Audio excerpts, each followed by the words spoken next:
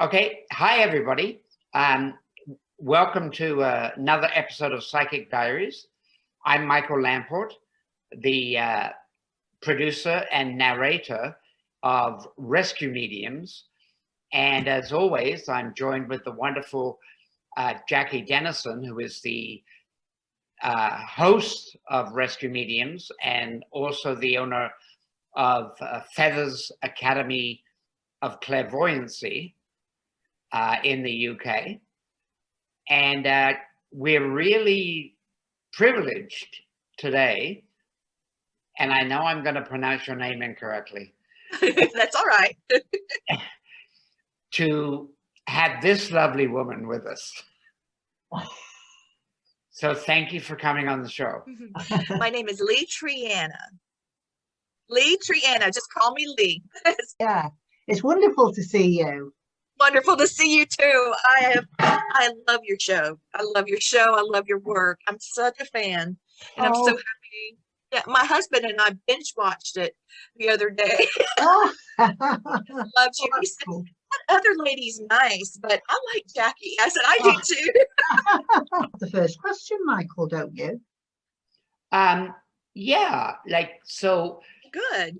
Lee, what is your connection to the sort of psychic world? Like what is your connection? Well, there's a couple. My fourth great grandmother was the great purple witch of the Philippines. And yes, and my father's side being Native American, that would be my second great grandmother, Leela Austin Baker's Rolls of the Cherokee. She also served as a spiritual leader. So, and then my father, he wrestled alligators for Tarzan movies, and was yes. Yes, and he was a cryptozoologist. So I've been on bigfoot hunts and things like that. So it's on both sides of the family. So it was just, my life. Now, do you speak Tagalog? My mother does. I speak Tonkinese, which is actually a dead language. It's a French. Tonkinese is a French Vietnamese type language. Yeah. We're part of that as well, but my mother speaks Tagalog, and I do speak a little Cherokee. That's a little easier living in South Carolina, the United States, to be able to get a little more training on. Absolutely. Wow. What a colorful history you've got.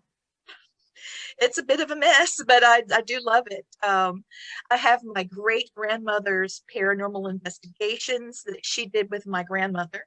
Mm-hmm. And then I have my father's cryptozoology type events that he has. And so I've got a lot of stories in the family. Yeah. So what story would he have, or that you remember, about cryptozoology? Like what is the one that sticks out in your head? One that sticks out the most would be a juvenile Bigfoot that was in the Okefenokee Swamp, and it was a trickster, a little prankster, and so it would come in, stack things certain ways, similar to a poltergeist, how it would do, but it was playing tricks, just being silly and having fun and getting into mischief and getting into the food like a bear would do, but the smell was pretty bad, and the strength that this one had was pretty amazing. Wow. And they were tracking a mother, a larger adult Bigfoot, and so she had a baby, and the baby thought the cameras were interesting and all the equipment was interesting. Oh my goodness. That's one that sticks out in my head. I'll be writing about a few of them because that particular one followed them back to the compound where everyone was staying, and my mother and I were staying in a camper, and we were coming in, and well, it found us, and so we had our own experience. It was pretty crazy. Wow. Yeah. It was a very small camper, very small, just for 3 people. And for it to be tossed about and pushed and, that kind of thing, it was It was terrifying at the time. Did it just leave on its own? What happened? The mother came and got it because we were Oh. screaming, Oh. and the mother came and got it, took him away. So you have actually, Thank God. Thank God, yeah. but you have actually had, well, I guess, like sort of contact Yes. a Bigfoot. Yes. It was So a little one. When people say like, that's all legend. Oh no, No, it's not, is it? that's It's not real. a legend. It's its own race of being. It is. Wow. It's Wow. not a missing link. It's not. I don't know where people, get that. Very intelligent, but still very wild. They're wild. It's a wild race, and so, but very intelligent. Wow. Being able to figure out the things that little. Well, when I say little, at least 7 foot tall. Oh. So, And that was the baby. That was the baby. That was the baby. Oh my goodness. It's sort of like, I mean, I have a cat, and I think my cat is intelligent, but I also think cats are designed to take over the world. Imagine if they had opposable thumbs. Oh my God. Oh, he'll be having nightmares now. Don't tell him that. So you come from a very long line of female psychics, don't you? So you said you went on. Have you learned from your mother and your grandmother? Yes. So they went on investigations together. They did. All of the men were, during that time, all of the men were, at war. And so the ladies were working and taking care of themselves. And meanwhile, these paranormal experiences are happening. Well, during World War II, during that time period, with all the strife and the death and the wickedness and people suffering, money and hunger, not knowing what's happening to their soldier, there's just so many things, separation, just that alone, not knowing. It was so bad that it was a perfect melting pot for paranormal, if you think about it. And so that's what started happening, and somebody had to take care of it. So my 4'9" great grandmother and her daughter, my grandmother, Virginia, they did it on their own. Wow. And my mother had her role as she got older, and my father didn't want me involved with that. He preferred more tangible things. And well, that didn't work out, did it? I just did them both. But in a way, the paranormal thing at that time was something else to focus on. That's right. That's exactly right. That's exactly right. It showed the ladies, my great grandmother, I call her Gigi. Her name was Eugenia Still.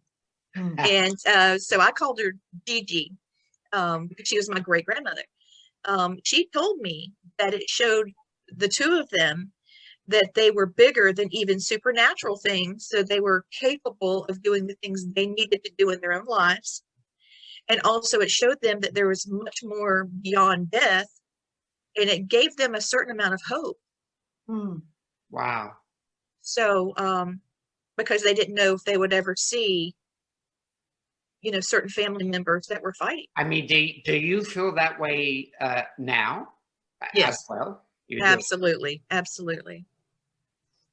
But it did, the psychic part did go into, because you wonder if it's just the females of the family. My son actually has the gift. Yeah. Oh, really? Yes, he's quite amazing.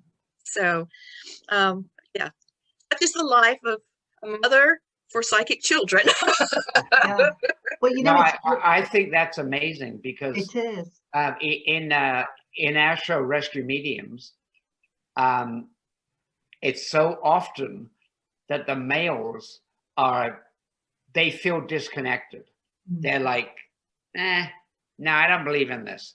That's Whereas right. the females are like, yeah, this is what's happening.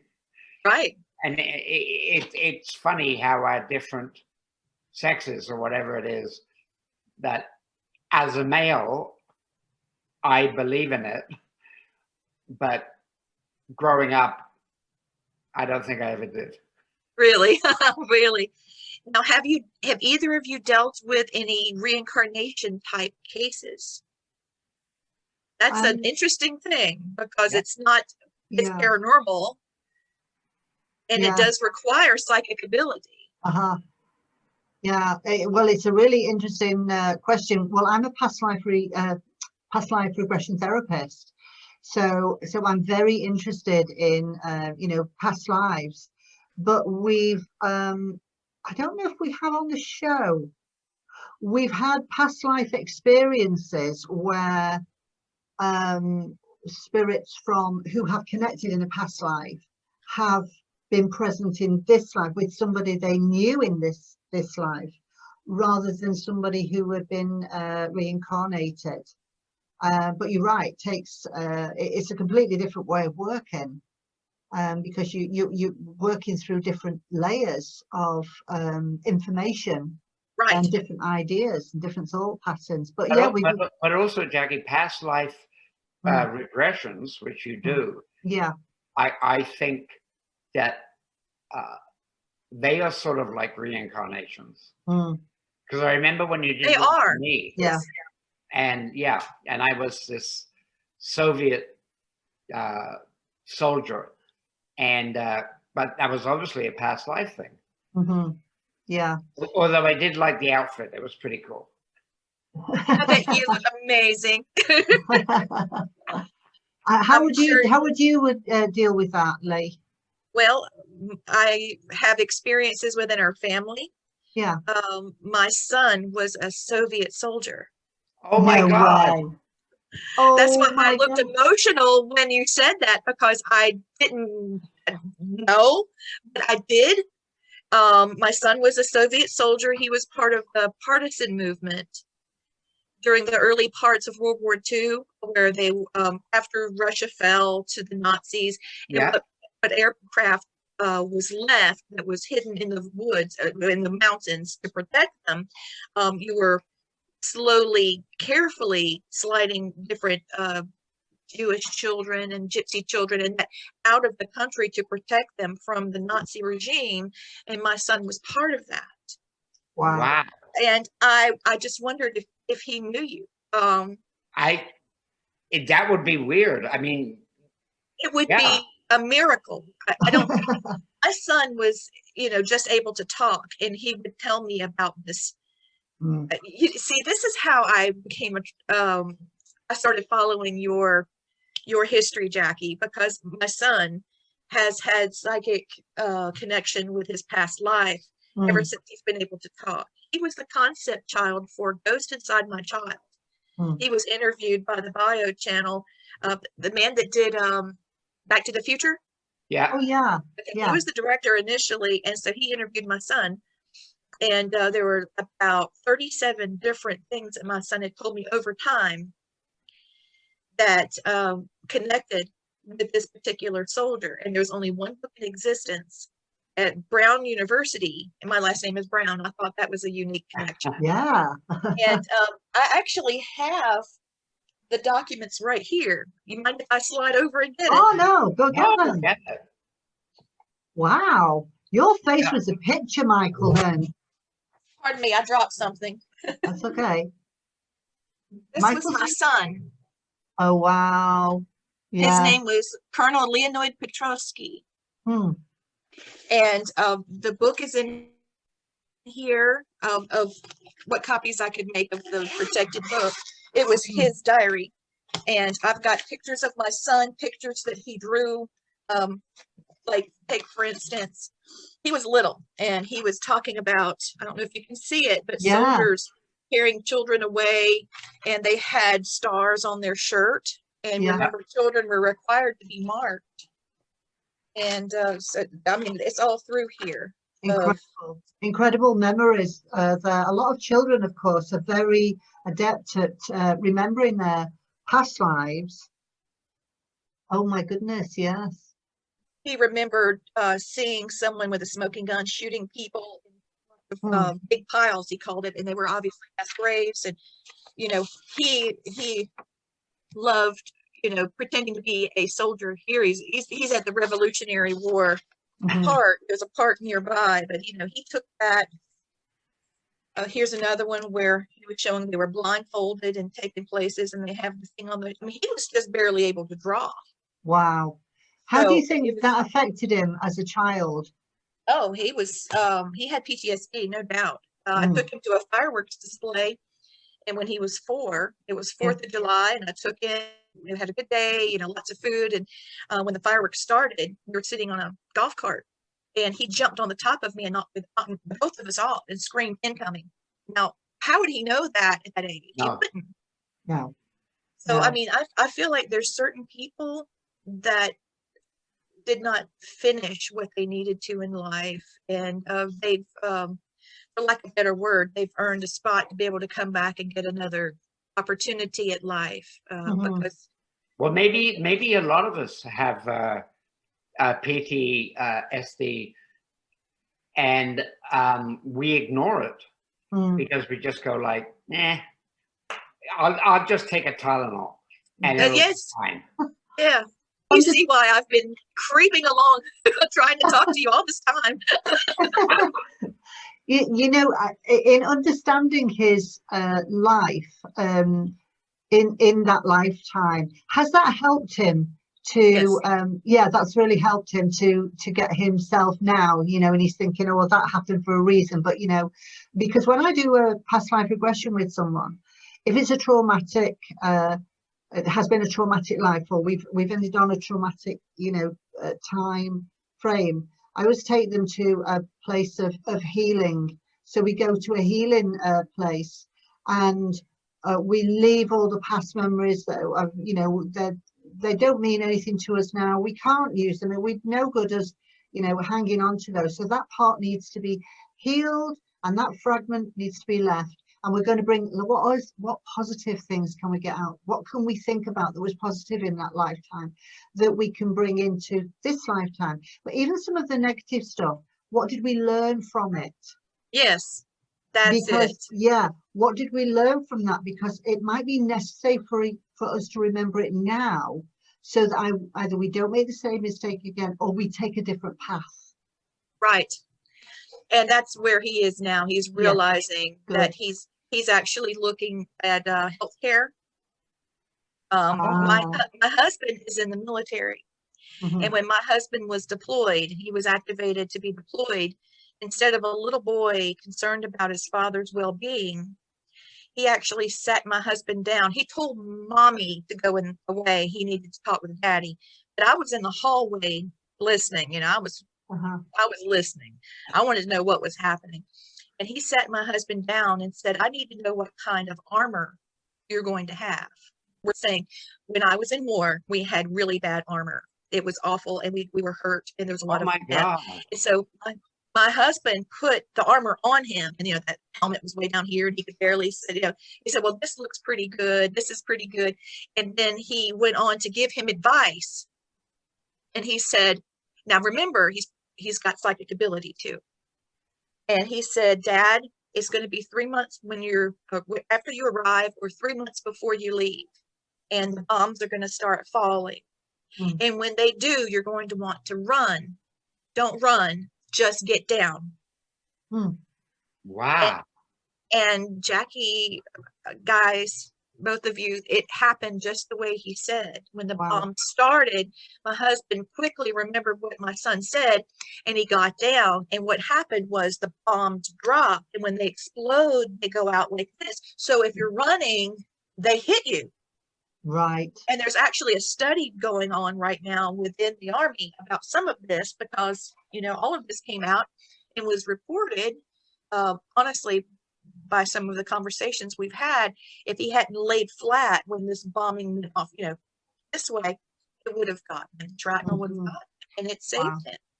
Gosh. And since that time, things have calmed down a good bit. He does have some memories, but Mhm. not like he did. Yeah. Not like he did. But Yeah.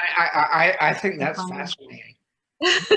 Thank you. I totally do. And I also think it's interesting because of my past life regression that I wonder if he and I were in the same military unit I wonder too. in I Russia. wonder too, because things don't just click like No. this. You know, I would like to get you two together to see if maybe you can figure it Yeah. out. Yeah, Wouldn't that be amazing? if we looked at each other and went, "Oh my God, you are Staff Sergeant, whatever." Yeah, yeah. Holy crap! Wow, that is your face then, Michael, was an absolute picture when Lee gave you that information. It's like, Yeah, I know. wow, Because because it is uncanny. yeah, Sorry about the totally. dogs. I'm at home. Oh yeah, that. Don't worry about that. I've got 4 dogs, so you know. He's barking at the dog in the window. So, How much is that doggy in the Doggy in window? the window. Yeah, exactly. yeah. So it's wonderful that he's going into a healing place. So he's wanting to help others in that way. Right. You know, because if he hadn't have done what he did, if he hadn't have given your husband that information, then you know would be telling a different story right now.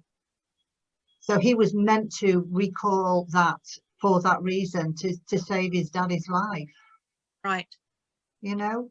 And then all of the memories slowly started to melt away to a certain extent. It doesn't control his life like it did when he was younger. Yeah. So it's exactly like you said, to a place of healing was a moment. Mhm. And then now it's, Yeah. so I get chills just thinking about it. Yeah. You don't know how long I've waited to tell you this. Well, I'm sure- I'm glad that his dad actually listened to him. Yeah. Because a lot of times, you know, if I don't have any kids, but I remember my dad, and it's sort of like he would tell me to do certain stuff, and I would always go like, "Yeah, whatever." But his dad actually listened to him, and like you said, saved him. Well, I think our lives in the paranormal. My husband lived in a severely haunted, terrifying home. I mean, terrifying. It had a curse. There were 23 people either killed, murdered, or died in that home. 23 after we started investigating it. And it was horrible, horrible. You know, things flying across the room. It was just, that's a whole nother story. I should have my husband with you to tell his story. Was that in Carolina? Yes. It was on a road towards Savannah, Georgia. And the house was a very old historic home. And there was a hatchet mark where Indian had actually, you know, basically declared war. And the ladies that were there were dark witches, very dark. And so that then basically a curse was, you know, evolved from those things. And you know, there was a Dr. Cowan who killed his whole family, killed himself. There was a man that hung himself in a tree right when his wife and children were coming back on horseback from the church. He jumped off and hung himself, jumped off. It's horrible. I mean, he's going to need to write this story. Yeah. Because it's what he went through, and the fact that his father, which was his stepfather, was going to seminary and was working, and he had a total of 6 brothers and sisters younger than him at home. So he assumed the leader, the man of the house kind of a thing. And so he was trying to take care of repairs and working and taking care of the children. And now we have a spiritual battle. So what he went through during that time prepared him for my life in the supernatural. And then I remember our son, he could walk and jump, but he couldn't really climb very. it was a short period he couldn't climb. It was it didn't last very long because he was all over the place after that. But he was trying to get on our bed, and he hugged us both. And I said, I thought I put you in the bed. And he said, well, I just wanted to tell you, I know that you were pregnant before me, Mama, and you lost the baby. And I think it was my fault. And I said, and he was crying. I said, now, how could this be you? First of all, how did he know? Yeah. How did he know this? I would have never told a child this. And then next, why would he say this thing? You know, why would he said, because I knew, and God knew that you would be the mother that would understand me. Wow. And thank you for being my mom and dad. And he kissed us goodbye and off he went to bed. And we're laying there, what just happened? You know, it was always something mind-blowing. Wow. My daughter, we lived, let's just make things a little more complicated. My daughter, who's a good bit older than my son, we were living in a haunted house, and she could see the spirit there. And so I'm watching her interact with a spirit that suddenly I can't see. Now I can see spirits like you, Jackie. You know, I'm not as advanced, I don't think, as you are. I'm working on it. And I have moments where I am dead on, but you know, it's not something that's, you know, I'm not a Maytag. I'm not that great, you know. But so we're living in this house, and this spirit has decided not to include me in conversations with my child. And so, you know, I'm flipping out, and I take my child and go to my mom and my grandmother, and we're trying to reconnect. Okay, what do we do now? What strategy? Well, as it all turns out, we find out the history of our home, and it all connects. Well, after we get through all of that, and my husband and I had not long been married. This is my daughter's stepfather. Of course, they've been together since she was an infant. So, you know, so he's involved in me, a daughter who is clearly able to see spirits in a haunted home. After we moved, we went to an antique store, and she had her look up. I would put gloves on her. Okay. That way she wouldn't touch anything. I would tell her, don't get your gloves dirty. So she would touch anything. So she's doing well, and she looks over and she sees like a tea set. That's not a tea set. Just like that. Almost like what you would sound like, the two of you with your accent. That's not a tea set. And I said, well, what is it? She said, that's the chocolate set. And the lady, oh, how do you teach a 4-year-old about antiques? And she said, I don't know about antiques. My father gave me one like that. She turns around and said, remember, Dad? Oh my God. And the ticket on there was from early 1940s. Wow. So that came around full circle. We found out a lot more past life regression, and we found out she was his daughter. Wow. And do you know the funny thing is as well is Michael's dad was an antique dealer. Yeah. Yeah. Back to you, Michael. Yeah. Everything back to you. Yeah, it's weird how things sort of come together. It is. You know, when you talk about stuff, it's like, whoa, really? Oh. Yeah. I like that you put the gloves on her, because you see, that's me.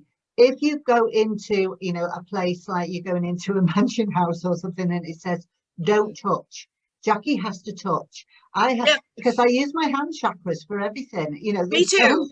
Yeah, tell me things. So I've even set off alarms doing things like that. I went to a museum in Spain, and there were some Egyptian artifacts in there, and it said don't touch.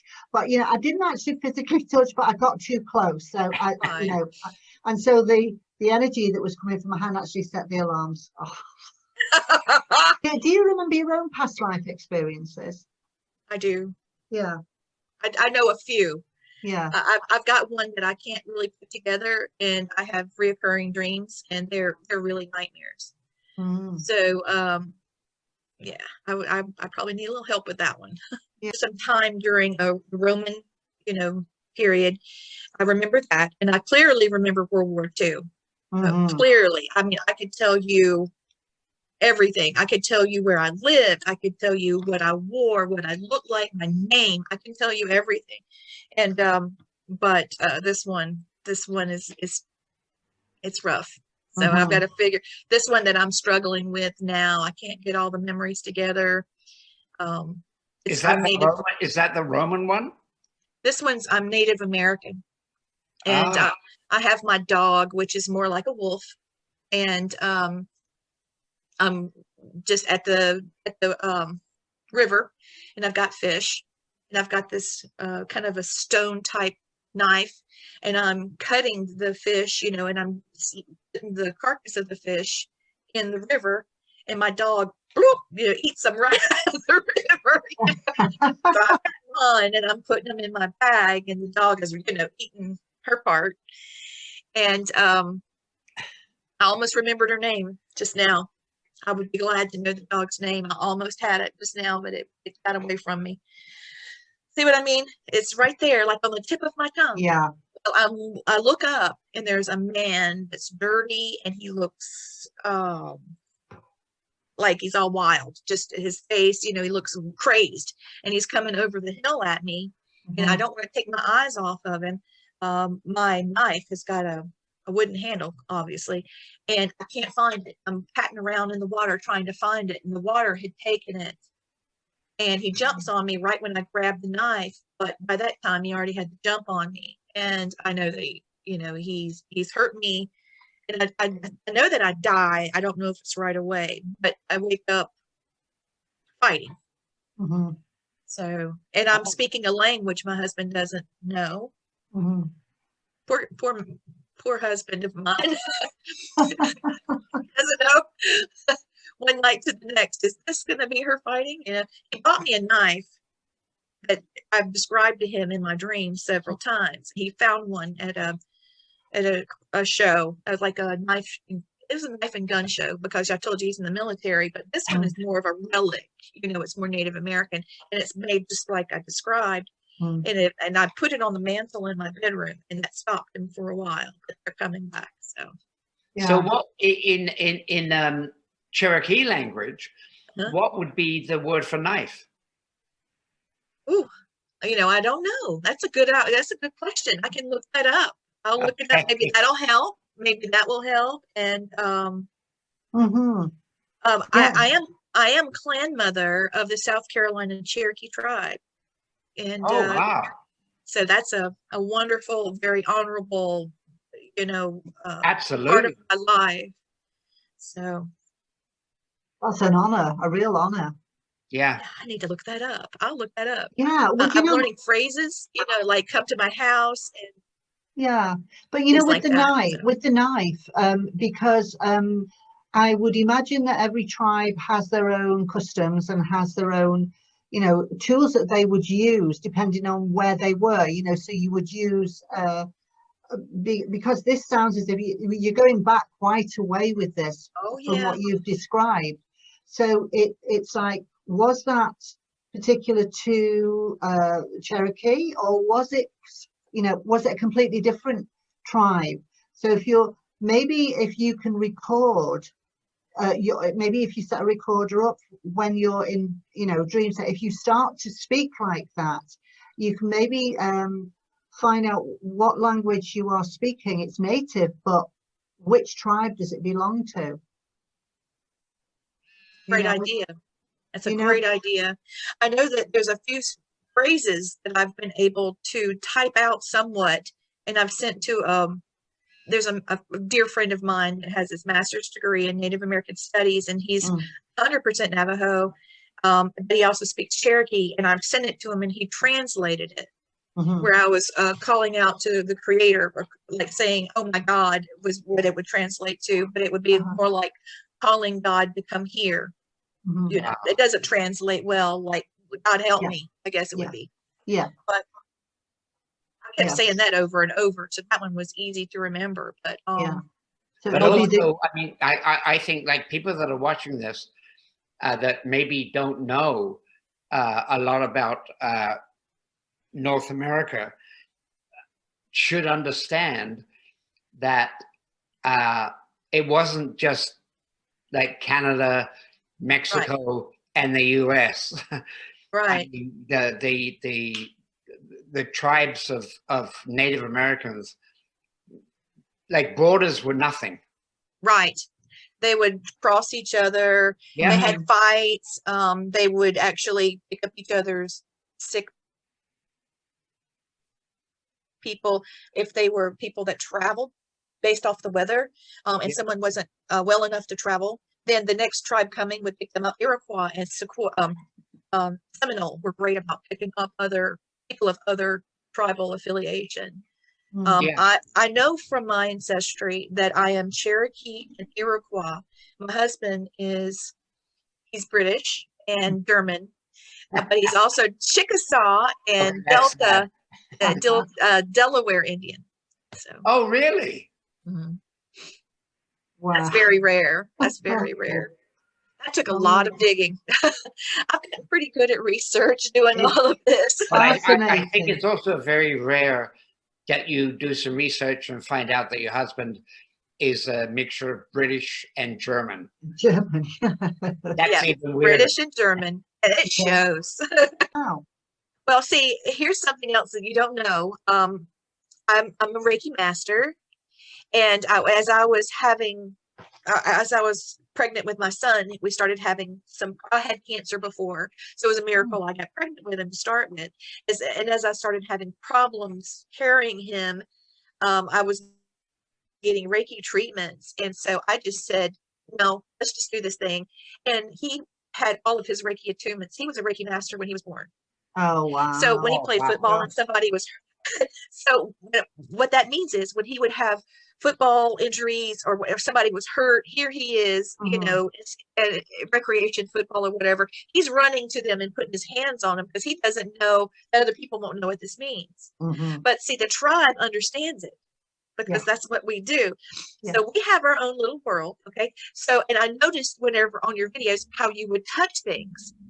And my husband said, she does it like you do. She's an energy reader. And I said, she does past life regression. And then I looked you up and there it is. I'm like, creator, thank you. Yeah. I've been slowly communicating with you to drop all this in your lap, and here we are on video. I'm dropping all this on you. We're meant to. This is how it works. This is what they do. Spirit will bring people together that are meant to be together for whatever reason. Interestingly, you talk about the creator. I call the creator, I don't call the creator God. I call the creator the great white spirit.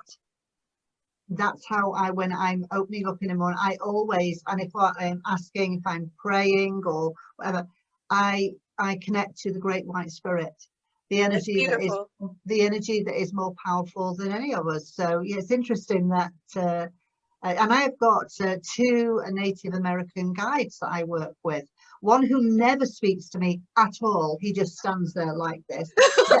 But he's a little fella. He's just a little fella, and he's like, I know when he's there, and he usually comes around if I need an extra doorman. You know, if I need an extra doorkeeper. I wondered about that. You use your ancestors. You have spirit guides. You've talked about spirit guides. And see, I do that when I investigate and do readings. I also have spirit tribe. I have a tribal spirit with me so that if a spirit's not going to talk to me, my spirit guide could say, you know, there's a guy here. You know? Exactly. Yeah. They can tell me what they see and what they say. You know, can you tell them something for me? You know. Yeah. Oh, Jackie, I wish you could come to South Carolina. There's a place. Michael, you too. Oh my gosh, Michael, very much you. There's I'm getting all excited. You got me all flustered now. There's a graveyard. Okay. I called to a location because a man bought a piece of property that had a small cemetery, and he wondered about it because there had been legends that it was actually bigger, but he couldn't figure it out. But we had just done investigations on a town, very historic town, and we did the Opera House where the Oak Ridge Boys had been, and they had actually just taken pictures of where they had been, and they caught an apparition in their photographs. It was crazy. Whoa. So, Wow. you know, this place has been. If you were here, Jackie, we would have so much. Yeah. fun. Oh my gosh. We'd go through and just touch everything. And Michael, you can do whatever you want to, just come in. And then we went upstairs to the restaurant next door, and there was a guy named Henry Dobson in spirit up there. He asked me if I was a concubine. I don't know if that's a compliment or what. I'm still trying to figure that out. We found the cemetery we were called to, and come to find out it was all connected to the investigation we had just done. You know how we were talking about coincidence, and there is none because it ends up being connected. There was a whole battalion of men called the Candy Branch Battalion, and they were missing. Nobody knew where they went. Well, they were all killed, and they were buried by the cemetery. And there were people that were British, people that were Southern, people that from all walks of life. And we had our equipment on. Spirit guys are telling me these things, and you could hear their accents changing from British to Southern redneck almost, and they were sounding off. And they didn't want to talk to me at first, but one of my spirit guides is my husband's uncle, who's a colonel, and he told them to speak to me, and they're telling me their names and sounding off with their accents. And I told them I was coming back, but I needed to have the right people with me. So if you're coming this way, both of you, and I know it's a challenge, we'd love it. I would love to have you here. I'll cook for you, and we'll see these gentlemen and talk to these soldiers. We'll take my son and we'll take Michael, and they'll be more comfortable. I think that would be great. Wouldn't it be awesome? If we can figure out a way to get there these days, because at least we've got dreams, right? It'll happen. Right. Yeah, put it out to the universe. Your son in Russian. I can't wait. Now, I know that you have, you've written a book, haven't you? And you've put a lot of information, because you do paranormal investigations, as you've just been talking about. You do those with your husband and with your children sometimes. And you've written a book called Family Spirit. Now, I've ordered this book. I ordered it about 3 weeks ago, and I'm still waiting for it to appear. Go through. Now, when you read Bloody Thursday, you'll see why I married my husband. I told you a little bit about it today, but I don't think I ruined the story. And you'll hear about my son's first kiss, who happened to be a little ghost. That was his first kiss. And it's adorable. Please share it with Michael. Take pictures and just text it to him if you want me to, or I'll do it for you. But I want you to see these stories, because the majority of them are my grandmother and great-grandmother's cases that I went back and investigated myself, and I'm comparing notes. So I'm just trying to see. I have a granddaughter now. Her name is Charlotte, and she's 13 months old, and I want to make sure she has time with her 96-year-old Gigi, great-grandmother. Is that right? No, great-grandmother. So that she can understand. I want to make sure that the gifts pass, including the knowledge. So I've been tasked. This is a big deal. I've been tasked spiritually and emotionally, and now by contract, to write 5 books about my grandmother and great-grandmother and their antics. They're like Lucy and Ethel. They're these 2 women. So don't be afraid to laugh. There's some spooky parts, and then there's some that will make you cry. Do you feel that you're still, because of course we're dealing with the supernatural? Are you still in touch with them? But yes. Oh yes, they live with us, the spirits of them. My grandmother we all live together. We're tribal, we're all together. But my great grandmother, she lets me know, she's here actually with me. She's right here, and she loves you guys. Oh, she thinks you're quite handsome, Mike. Well, there's no accounting for taste, is there? Oh, now my great-grandmother's husband, Joe, also is here, and they don't get along often, and doors will slam and things, and so I have to separate them. Even in supernatural, nothing changed. Now, so we have 2 houses side by side, and my son lives next door. So I'll send one next door, and we'll keep one here. I think that's probably true, because I think when we pass over, it doesn't mean that we all suddenly change and become like beautiful angels. We've been called to paranormal investigations, and it was a guy that was a butthead, and he's still a butthead. Nothing changed, nothing different. Nothing different under the sun, you know. Oh, in my next book, Jackie, there's a story I gotta share with this case. I think you'll really. I need you to look at how I cleared the place, because I think it might resonate with you, but I'd like to get your feedback. Yeah, sure. Okay, but I don't want to release it on here. I don't want to give any hints because it's coming out in May. Yeah. So, Well, you know, congratulations on that, on the books, because that is it's so important that the information is fed down from generation to generation, because that's the old way of doing things. So you're carrying that on for future generations. So I think it's amazing, you know, what you're doing, and I love your work on YouTube as well, because I've been having a look at your YouTube videos and the investigations that you do. And one in particular that I sort of, it's going back a little bit though now. Is it the carriage house or something that you did? Yes. Yeah. Yes, the Carriage House Inn is in Aiken, South Carolina, and it was a Civil War hospital, and then it was a leprosy colony. And extremely historic. And we did a big investigation there. We had the place packed. We had full run of the place. 3 o'clock in the morning, we hear horses. You can hear throughout the place. Every room, you could tell that these little animals big animals were making themselves known to us.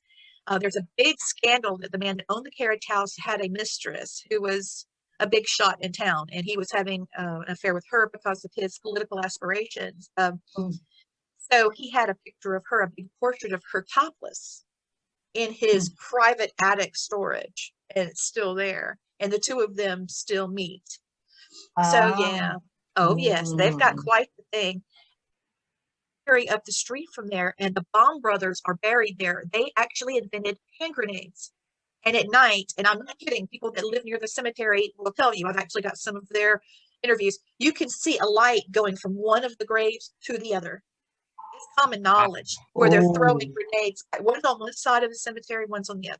So we had quite an adventure there. Yeah. People that have a larger than life personality don't color well in the lines. And it was all about his narcissistic behavior. And he's still that way to this day. He would keep his hands off my behind. Yeah. When we were investigating, he was awful. And I think it's because, you know, when we can feel spirit and energy, we can tell when someone else is having that kind of notion towards us, and we can feel it, whereas others may not. So I blame it on the training and our spirit. Yeah, I had that happen to me.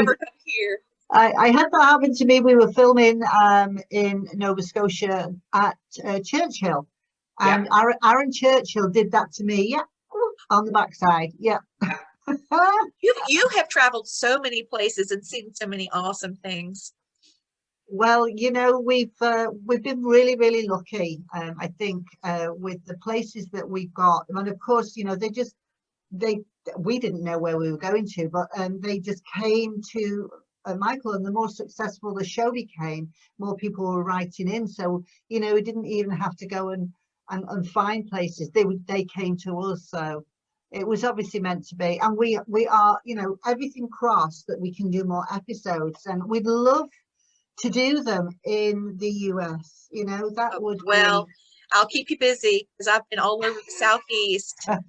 Oh my goodness, there's some places, and I don't like going to places where everybody's been, that they charge admission, and you just go. You know, who cares about that? Anybody can get evidence there, and it's all, you know, all the spirits there. They almost think they're celebrities. You know, they're really irritating. It's better to go to places and talk to real spirits and real people and deal with real cases. And that's another thing I love about your episodes. You've got people, this is what we're dealing with, and we're able to cross this person or heal with this and that. And you're working with energy. You're not just going, you've got paranormal activity. Good luck with that. You know, no, you're actually bringing healing and peace. And see, that's what I do. Yeah. You know, we come there for a purpose where everybody needs to understand we can all stay here together, and we're all in different dimensions, and we're all responsible to each other. Tribal, like my lifestyle is, but yours is the same. Michael, it seems like yours is as well.